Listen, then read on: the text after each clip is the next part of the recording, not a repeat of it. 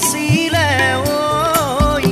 অসমৰে বৰ ভেটি বান্ধিছিলে ঐ খামটি বৰাহী মৰাণ কছাৰীকে লৈ সাঁতোৰা যে কৰিছিলে মৰমেৰে ঐ